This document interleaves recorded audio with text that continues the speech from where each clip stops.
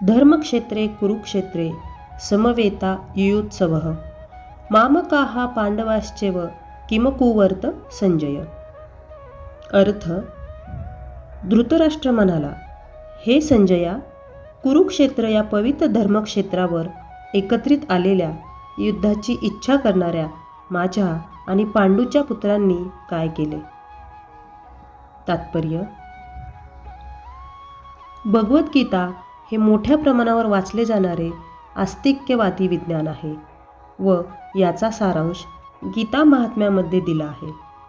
त्या ठिकाणी सांगण्यात आले आहे की मनुष्याने भगवान श्रीकृष्णांच्या भक्ताच्या मदतीने भगवद्गीतेचे अत्यंत काळजीपूर्वक अध्ययन केले पाहिजे आणि या प्रकारे वैयक्तिक हेतुपूर्वक अर्थ न लावता कृष्ण भक्तांकडून ती समजून घेतली पाहिजे.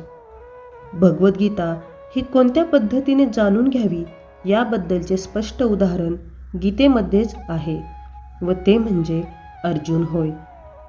त्याने भगवद्गीता प्रत्यक्ष भगवंताकडून श्रवण करून जाणून घेतली. एखादा अशा वैयक्तिक हेतुरहित गुरुशिष्य परंपरेमधून ज्ञान जाणून घेण्याइतपत भाग्यवान असेल तर हे समग्र वैदिक ज्ञान तसेच जगातील इतर सर्व शास्त्रांमधील ज्ञान त्याला समजते. या ज्ञानाव्यतिरिक्त इतर शास्त्रामध्ये न आढळणाऱ्या देखील सर्व गोष्टी तो भगवतमध्ये पाहू शकेल. भगवद्गीतेचे हे एक दुर्मिळ वैशिष्ट्य आहे. हे ज्ञान साक्षात पुरुषोत्तम भगवान श्रीकृष्णांनी सांगितल्यामुळे परिपूर्ण असे अस्तिक्यवादी विज्ञान आहे. महाभारतात वर्णिलेली धृतराष्ट्र आणि संजय यांनी केलेली चर्चा ही या श्रेष्ठ तत्त्वज्ञानाचा मूलभूत आधार आहे. पुरातन वैदिक काळापासून पवित्र तीर्थस्थळ असणाऱ्या कुरुक्षेत्र या ठिकाणी गीतेमधील तत्त्वज्ञान सांगण्यात आल्याचे आपल्याला समजून येते. स्वतः भगवंतानी ते जेव्हा या पृथ्वीतलावर होते तेव्हा मानव समाजाच्या मार्गदर्शनाकरिता हे ज्ञान सांगितले. येथे धर्मक्षेत्रे हा शब्द अत्यंत महत्त्वपूर्ण आहे, कारण कुरुक्षेत्र युद्धभूमीवर पुरुषोत्तम श्री भगवान हे अर्जुनाच्या बाजूने उपस्थित होते.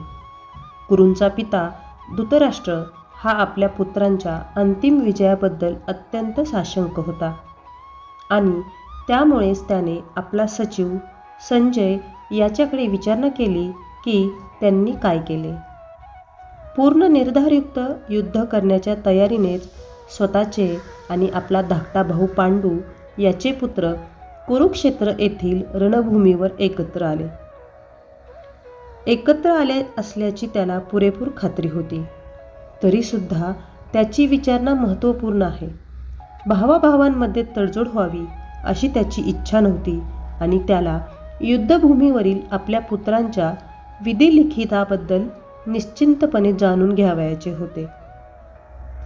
कुरुक्षेत्राचा वैदिक साहित्यामध्ये स्वर्गातील देवतांसाठी सुद्धा पूजनीय असे स्थान म्हणून उल्लेख करण्यात आला आहे आणि अशा पवित्र कुरुक्षेत्रावर युद्ध करण्याचे ठरविल्याने युद्धातील अंतिम निर्णयावर होणाऱ्या परिणामाने तर धृतराष्ट्र आणखी भयभीत झाला.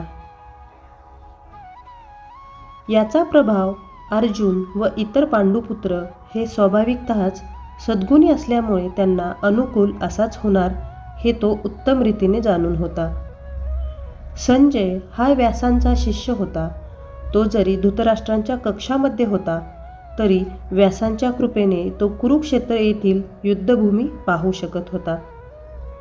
यासाठीच धृतराष्ट्राने युद्धभूमीवरील परिस्थितीबद्दल त्याच्याकडे विचारणा केली.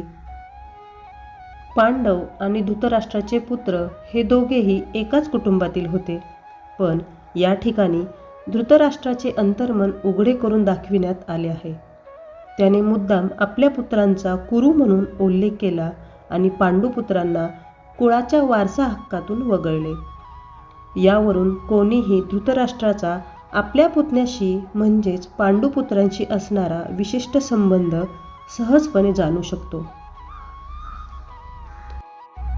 प्रारंभी केलेल्या चर्चेवरून हे निश्चित आहे की ज्याप्रमाणे भाताच्या शेतामधून अनावश्यक तण काढले जाते, त्याप्रमाणे धर्मपिता भगवान श्रीकृष्णांच्या उपस्थित कुरुक्षेत्रावरील तृणवत अशा धृतराष्ट्राच्या पुत्रांसहित इतर सर्वांचा समूळ नायनाट केला जाईल आणि युधिष्ठिर प्रमुख असलेल्या धार्मिक वृत्तीच्या लोकांची स्थापना स्वतः भगवंत करतील. धर्मक्षेत्रे व कुरुक्षेत्रे या शब्दांच्या ऐतिहासिक आणि वैदिक महत्त्वाबरोबर हेही विशेष महत्त्व आहे. आता आपण पाहू या ओवीचा किंवा या श्लोकाचा आपल्या दैनंदिन जीवनात त्याचा कसा अर्थ लागतो ते. धर्मक्षेत्रे कुरुक्षेत्रे म्हणजेच जीवन हेच मैदान आहे. आजच्या काळात आपणही एका प्रकारच्या कुरुक्षेत्रामध्ये जगतो. जसं की स्वतःच्या विचारांशी युद्ध, परिस्थितीशी युद्ध, भीती, अहंकार किंवा अपेक्षा यांच्याशी युद्ध. परंतु हा श्लोक सांगतो की आपण जिथे उभा आहोत ते क्षेत्र काही साधं नाही, ते धर्मक्षेत्र आहे. म्हणजे जिथे तुमचे निर्णय तुमच्या स्वभावाला घडवतात, तिथे फक्त परिस्थिती नाही, तिथे मूल्ये असतात. समवेता युत्सवः म्हणजे तयार आहेत पण उद्देश वेगळे. जीवनात सर्वजण काहीतरी मिळवण्यासाठी धावत असतात. यश, पैसा, आदर, आपली जागा. पण हा श्लोक आपल्याला एकच प्रश्न विचारतो, मी जिंकण्यासाठी लढतोय की योग्यतेसाठी? कारण दोघांच्या मार्गात फरक असतो. मामकः पांडवैश्चव म्हणजे आपले परके हा भ्रम आहे. धृतराष्ट्र इथे माझे आणि त्यांचे असं विभाजन करतो. आज आपल्या जीवनातही असेच असते. माझे लोक, माझी बाजू, माझी अपेक्षा, माझंच बरोबर या माझे भावनेतूनच मतभेद, इगो आणि शेवटी संघर्ष निर्माण होतो.